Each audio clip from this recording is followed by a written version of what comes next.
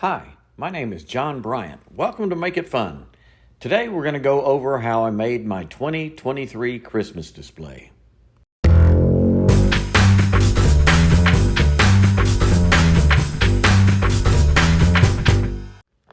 Each year I try to make a new piece to add on to my collection.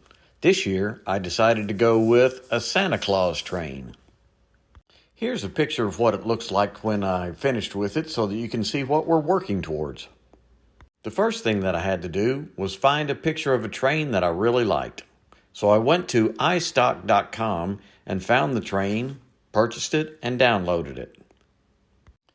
The next thing I did was to find some Christmas items that I could add to the train to make it into a Santa train. Those edits included Santa Claus, the bag of toys in the coal car, Santa Express lettering, and the wreath on the front of the train, and I did all of these edits in Adobe Illustrator. Once I got those edits made, I started to play around with the color of the train. At first I tried solid colors. I did red and green, purple, I might have tried blue and some other colors, and just didn't like the way it looked, so I decided to break it up into sections and make it multicolored. I tried several variations and finally came up with a color combo that I liked, which was a deeper maroon and a red color, and decided that's what I was going to go with. Since this image was fairly long and not very tall, I decided on a size that was about 6 feet tall and 12 feet in length. That meant that I was going to have to use 3 pieces of Coroplast, which were 4 by 8, and cut down the length of it from 8 feet down to 6 feet. Once I got my Coroplast sheets cut down to the proper size, I went through the steps of cleaning like I have covered in my prior videos. Cleaned it with naphtha, and then I gave them each a coat of white exterior flat latex paint. The next thing I did was cut my 2x4 pressure treated lumber down to about 1 1/4 by 1 1/4 so that I could make my backer frame out of those pieces. I've gone over that in prior videos, so if you want to take a look at that, you can see it there. I made the frame go around the 4 edges of each of the pieces of Coroplast, and then put a brace in the center, as well as putting some corner pieces in order to give the frame a little more rigidity. I'm not going to go over every step that I went through in order to make the frames for the Coroplast, because I've gone through that in prior videos. But I will say that I just used simple butt joints, and I believe it was 2-inch decking screws in order to put my joints together. I then attached the Coroplast to each of the frames by using 1 1/4-inch decking screws, and I believe it was 1/4-inch washers to keep the head of the screw from penetrating all the way through the Coroplast. Now here's where this display is a little bit different from what I've done in the past, because each of these 3 pieces have to be joined together so that it makes one complete picture. In order to join the 3 sections together, I lined them up on the ground and then used clamps to hold the uprights together. After I aligned the 3 sections and clamped them together, I took a drill and drilled 3 holes through the uprights, and in those holes I put some bolts through. I think I used 4.5-inch bolts to go through and tighten those up, which held all 3 sections very tightly together. After I'd gotten all 3 sections bolted together, it was time to start the artwork. As you may already know from my prior videos, I kind of cheat when it comes to the artwork. Instead of hand drawing everything, I use either an overhead projector or a digital projector to project the image onto the Coroplast.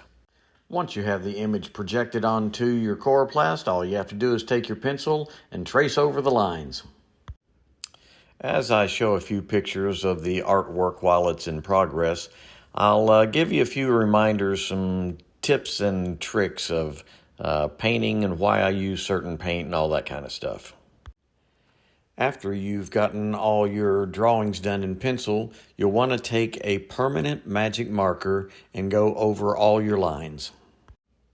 Oh, and just so that you don't make the same mistake that I made, make sure you buy name brand permanent magic markers. I'd decided to try to save a little money and bought a bunch of El Cheapo brand magic markers. And the first time it rained, all that ink just ran down through my finished product. And there's a picture in here. You can see what happened. So buy the name brand ones. Once you've drawn all your lines in with magic marker, it's time to start painting. For all the different color paints that I use, I go to the big box store and I find the absolute cheapest exterior flat latex paint that I can find. Oh, another tip is, if you're wanting to save a little bit of money, you can mix up your own colors. If you buy a red paint and a blue paint and mix a little bit of those two together, you can come up with a pretty purple. When you're doing your painting, just keep in mind that you're going to need at least 2 coats of paint on all your different colors, and some colors you might even need 3 or 4 coats of paint. Just make sure that before you do another coat of paint, look at the lines, your magic marker lines, and make sure you're going to be able to see those lines after you put another coat of paint on. If you think that you might not be able to see the magic marker line, just take a couple of minutes and go over your lines once again with your magic marker. Once you're finished with your painting, you might want to do a little bit of shading with a little bit darker colors, and that's fine. If you don't, that's fine as well. To me, it just helps enhance the look of a project if you do a little bit of shading. And the very final step in painting is, after you get finished with all of your painting, take your magic marker and go over every single line one last time.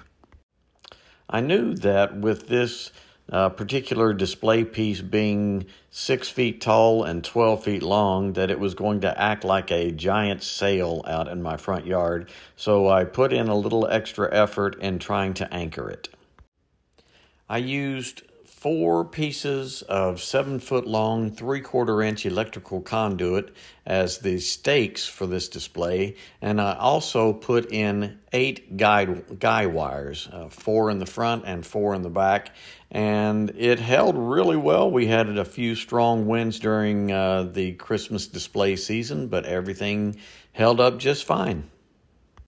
I'm going to leave you with some pictures and a video or two of the 2023 Christmas display. I appreciate you taking time to watch. If you would, please subscribe, send me some comments, and I hope this video has helped you out. Thanks. Bye.